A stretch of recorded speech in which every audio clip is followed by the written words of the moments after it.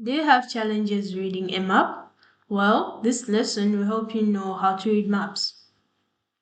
But first, let us understand what a map is. A map summary is a graphic or visual diagram representation of information depicting location of places. Furthermore, maps are not just for direction and location, they are a great tool for presenting information in larger text into a fun and interactive way.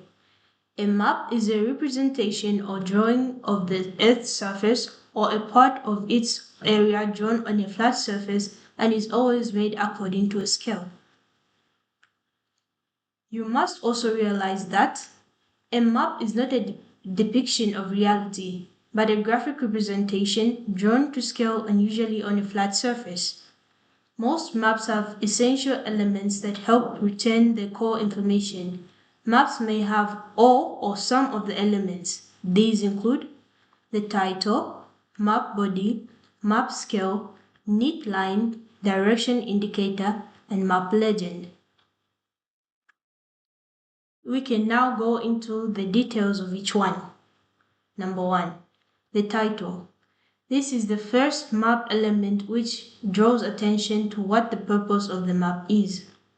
The title is placed at the top. A good map title is brief and will typically include where, what, and when as related to the map's topic. Every map should have a map title. For example, Languages of Zambia. A map must also have a map body. This is the most important requirement if you have to make a map. The map body is usually big enough and contains features that are vital for the message of the map being presented. For example, the language map of Zambia provide locations, boundaries, where these languages are spoken, make estimations numerically, and so on. Let us continue looking at some of the elements to look for when reading maps. You will also find a map scale.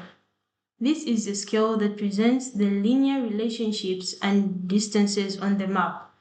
Map scale should use a unit of measure that is appropriate for the audience and its purpose. The map scale will look like this one. On a map, we will also a frame or border line called neat line. This map element is the frame or border line around the entire map or individual map elements. A map layout may contain multiple neat lines surrounding other map elements should the map elements need a frame helping focus on a map element. The direction indicator. This is the north arrow and usually placed on the map to help the map readers who are not familiar with the area. Its purpose is to give direction on the map. A north arrow may come in many different designs and may show other directions other than north. Look at the example of the direction indicator below. Let us conclude this lesson by looking at the map legend. This is the feature that defines features in the map. It displays a symbol and next to the symbol is the explanation of what that symbol represents or means.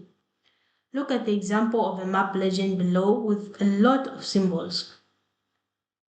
We have come to the end of the lesson. Congratulations! You can now read and understand maps.